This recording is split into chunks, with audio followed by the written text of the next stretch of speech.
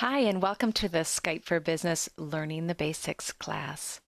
My name is Sarah Rice, and I'll be guiding you through today's session. The goals of our session today are really kind of simple. We want to introduce you to the basic activities you'll need to start using Skype for Business today. Think of these activities as the building blocks you're going to need in order to start to master Skype for Business.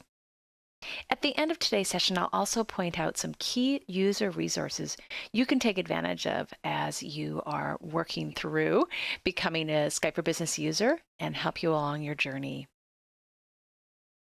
I think the best place for us to start today is just to take a moment to define or describe what Skype for Business really is and how it can fit into your work life. Skype for Business is a single application that arms you with all the tools you're going to need to communicate effectively. Skype for Business can be your audio conferencing bridge, an instant messaging tool, a web conferencing solution, or maybe even your phone, allowing you to connect with peers, customers, partners, vendors using your computer and an internet connection. The other thing about Skype for Business is that using our powerful encryption and authentication helps to keep your communications safe. In the end, what you have is this enterprise-grade unified communications tool all wrapped up in the Skype look and feel that folks know and love. Before I dive into more detail today, I'm just going to give you a sneak peek into some of my favorite features. One of the first things you're going to notice with the Skype for Business client today is that it's very Skype inspired. So if you're a Skype consumer user, you'll probably see some familiar things. We'll definitely spend some time today getting acquainted with the client. I'll also review the always on top call monitor, a perennial favorite for the multitasker in us. Finally, everyone's favorite, the new and improved animated emoticons, which let you add some personality to your IMs. So with that quick introduction, let's take a moment to move into demo mode. I know for myself, I'm a really visual learner, so I need to see what's happening in order to truly understand it. So let me switch over and share my desktop. Okay, so here we are with the new Skype for Business client. The first thing you'll notice is that Skype-inspired client I referred to earlier, with the round photos and the icons and that presence indicator. Again, if you're a Skype consumer user, this probably will be pretty familiar to you. I think the best place for us to start today is for me to step through a tour of the main client. So let's start with the top left corner here. Think of this as the Me section, where you can tell folks what's happening and what you're up to. Right away, you can see my photo and my presence as indicated by that little green available icon. The presence is something that's informed by my Outlook calendar. So based on what I have going on during the day, it's going to change to tell folks when I'm in a meeting or maybe when I'm free. If for some reason I want to manually set my presence, I can do that right here. So maybe I'm doing something super important and I don't want to be disturbed. So I set myself to Do Not Disturb. And when I'm done, I can reset my presence again. Another thing I can do from this view is update my status. So I can kind of broadcast to folks what I'm up to if I want. So for instance, I can say, I'm doing a training today. And because of that tight integration with Outlook, if you're on holiday and you have an out-of-office message set in Outlook, Skype for Business is smart enough to pick that message up and display it here in your updates as well. So pretty cool. Underneath this main Me section, there are several different tabs. Let's walk through these. The first one is this Contacts tab. So you can see your list of contacts. From here, you can search for somebody and bring them to the top of the list. If there was a group of people I talked to a lot, I could group those users together, and that would allow me to send a group IM or even schedule a meeting with that specific group of individuals very simply with a click. Lets me be super efficient. Next up on our tour is the Conversation History tab. If this has been enabled by your organization, it's where you could see a list of all your past conversations and meetings I love this feature. It seems I have trouble remembering what I did 5 days ago, let alone 5 minutes ago. So for me, this is really helpful in being able to keep track of past conversations that I've been in. Also, if you have had it enabled by your administrator, there's this dial pad. This essentially will take your Skype for Business client and turn it into your phone. In fact, this is the only phone that I've had and use. I haven't had a physical desk phone for probably 5 years now. This functionality allows you to make outbound calls, so not just to other Skype for Business users, but maybe a customer or somebody outside of your organization. You can dial those numbers here. You could even call out to your favorite restaurant and make reservations for tonight if you wanted to. On the final tab of our tour is this calendar or meetings tab. It's a really nice shortcut to use this tab instead of flipping between Skype for Business and Outlook. From right here at a single glance, I can see what I have coming up today, and I know which of these meetings are Skype for Business meetings because those show up in blue. Those non-Skype for Business meetings will show up in gray for me. And if I wanted to, I could even join my Skype for Business meeting from right here just by double-clicking on the meeting. So again, at a glance, I've got my whole day at my fingertips without even opening Outlook, so I can see it all right here. Before I dive into a demo of the main client, there's one last important area I want to call out, and that's the options, which you can get to by clicking on this gear wheel. Down the left-hand side here are all of the options for your Skype for Business client. So as new users, I'd encourage and recommend that you start here as one of your first activities. This section really gives you an opportunity to personalize how you have Skype for Business set up. I'm not going to step through all of these options in today's session, but there are two ones that I want to call out to help get you started and before you have a live call with anybody. The first one is this Audio Devices tab, and this is where you can indicate which device you're going to use, and you can check the mic and headset volume. The next one is the Video Devices, again, where you can select which camera you're going to use, and it'll even give you a little preview so you can see what the other person will see as well. So if setting options was one of the first activities, the second activity I'd encourage you to undertake is getting started with a conversation using instant messages or IMs. Let's take a look at how this works. Today I want to reach out to Mike on my team. So I'm going to look in my contacts and find Mike, who in this case happens to be a favorite of mine. So he shows up right here on my list. I can see he's green, so I know now is probably an okay time to reach out. When I hover over Mike's name, Skype for Business presents me with several different kinds of ways that I can contact Mike. So I could call him, I could start a video call, I could send him an email. But today, I just want to start an IM. So let me click that IM icon. And even though his presence says he's available, as a little Skype for Business etiquette tip, I always just like to make sure if it's an okay time for him to IM. For all I know, he maybe has somebody in his office talking to him, or maybe he's just getting ready to leave for a meeting. So I'm going to go ahead and type this up. Are you free? Send this off to Mike, see if it's a good time. Great. Looks like it is. So I'm going to continue to have this conversation with him. Now, I want to call out that even though right now this is just an IM conversation, at the bottom of this window, there are a couple of those icons, which you should probably recognize. So I could choose to, if I wanted to, expand the scope of this conversation.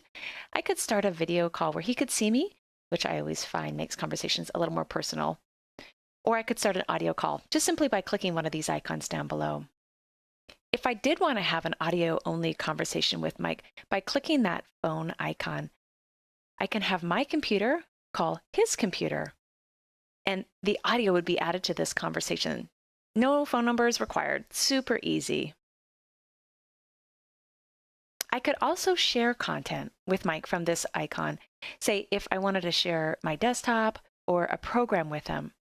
I'll go into this a little bit more in detail in a bit. So from a single IM with Mike, I can really easily expand the ways of communicating with him in just a few clicks. I can also use my emoticons from here too. You saw Mike use the smiley face a little earlier, but there are many to choose from. I think one of my favorites is probably this dancing disco guy. These are things that you can add to your IMs to really add some personality or liven up the conversation. Another activity I like to do from the IM is to share files. So let's say I need to get this Excel spreadsheet over to Mike. I could do that by just simply dragging and dropping it here into the IM area, and that will automatically transfer the file over to him so he can save it locally. So I'll say, here's the latest version of the project plan.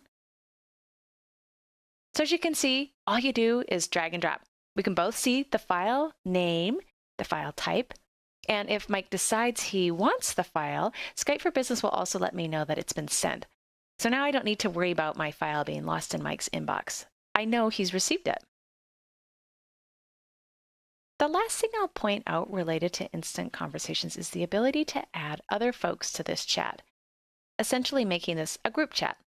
All I do is click this person with the plus icon to invite people to the conversation. So now my one-on-one conversations become group conversations very easily by inviting more people. I'm going to go ahead and do that right now. I'll add Amy to our conversation. Hi, Amy, just thought you'd like to join this conversation as we're talking about the project. Great. So adding files, using emoticons, starting an audio or a video call, or even adding more folks to the discussion. These are all really great activities to make my conversations even richer and things that you can do as you start off on your journey with Skype for Business.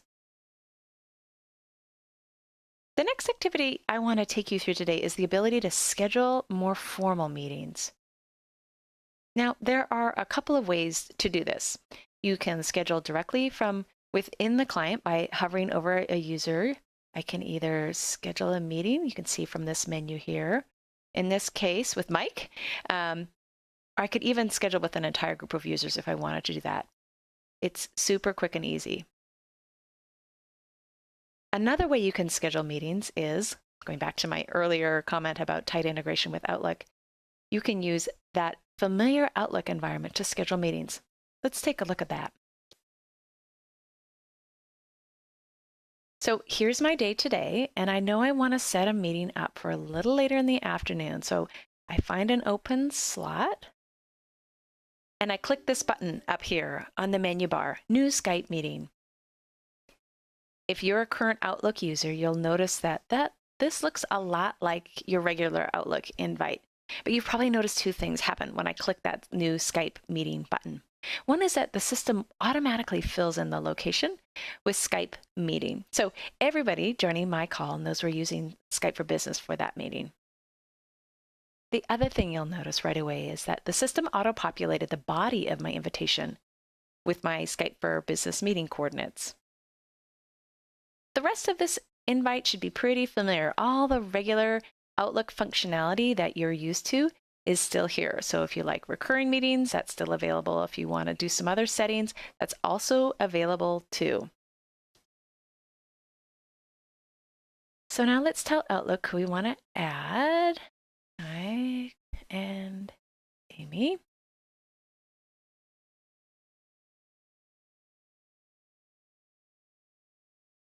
And what the subject is.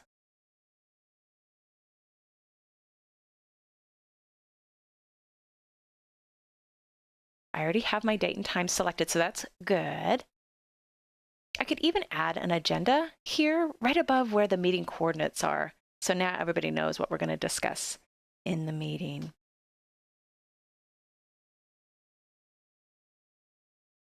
Before we send this off, another thing I'd recommend you take a peek at when you're scheduling your meetings are the meeting options.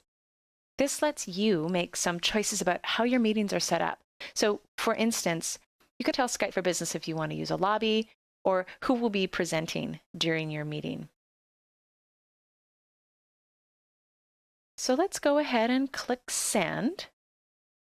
And just like any other Outlook invite, this is going to put the meeting on my calendar and anybody else that I sent it to and who's accepted it. So we've sent this invitation off and it's scheduled for a little later in my day, but even so, I can come into my meeting at any time and get things set up. I can come in as early and as often as I like. And this is actually a great segue into the next activity I wanted to share with you today, and that's joining your meetings. Again, Skype for Business gives you several different options to join. You can either join directly from your Outlook invitation, or as an alternative, you could go back into the client, open up that Meetings tab I showed you a little earlier, and you can join from right here with a double click. This is super convenient if you don't have Outlook open, or maybe you're joining from a mobile device.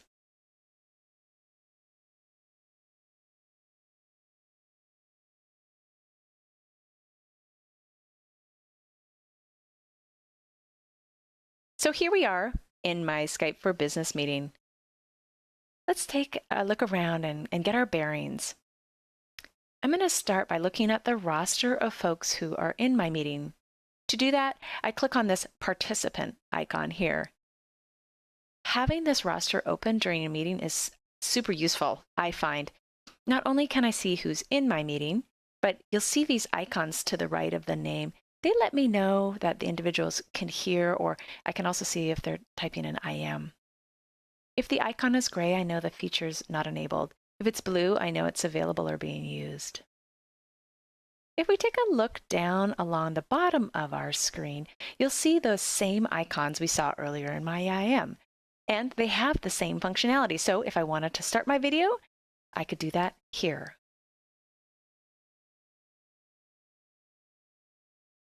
If I wanted to, say, mute or unmute my mic, I could do that here.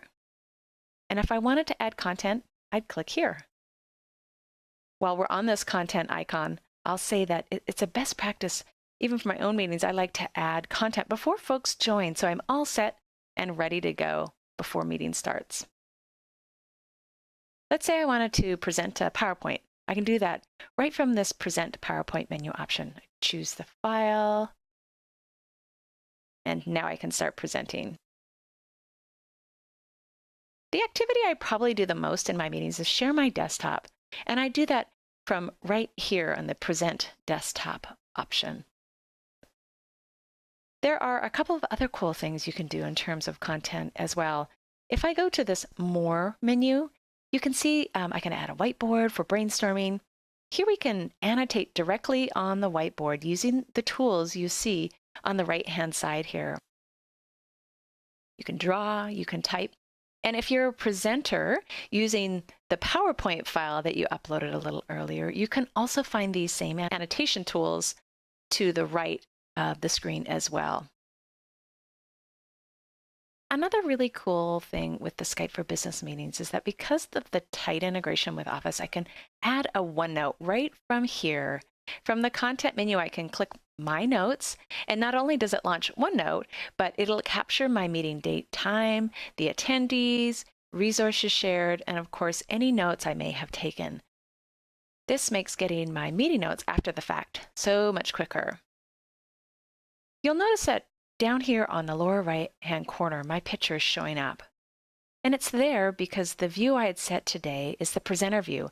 But if I wanted to hide my picture, change my view, I can easily do that by going up to the top right corner here and clicking on this icon to change my view. I can set this for myself, and then when others join my meetings, they can also set their own preferred views independently as well. Okay, now Mike has joined my meeting. I know that because the count of participants has changed from 1 to 2, but I also can see that his name has been added to the roster here. Now that I have others in the meeting with me, I have the ability to manage my attendees. There are a couple of things I want to show you as handy little tips here today. By right-clicking on my attendee's name here in the roster, I'm given some menu options. So let's say there was some background noise coming through on Mike's line. I could choose to mute his line right from here. Or if I wanted to demote him from presenter to attendee, I could do that here. Or if he was being particularly disruptive, I could even kick him out of my meeting if I wanted to. Let's say instead of managing an individual, I want to manage all my attendees at once, there are a couple of things I can do to affect everyone. From this participant actions button down here on the bottom, I can mute all if I need to, regain control maybe, or maybe I want to turn off everybody's IM so everyone's attention is focused on me.